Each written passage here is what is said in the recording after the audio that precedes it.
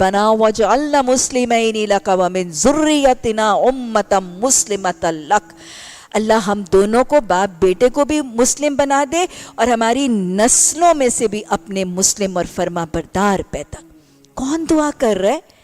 کون دعا کر رہا ہے اسلام کی بقا اور اسلام کی سلامتی، اپنی نسلوں کے اسلام اور دین کی سلامتی کی دعا؟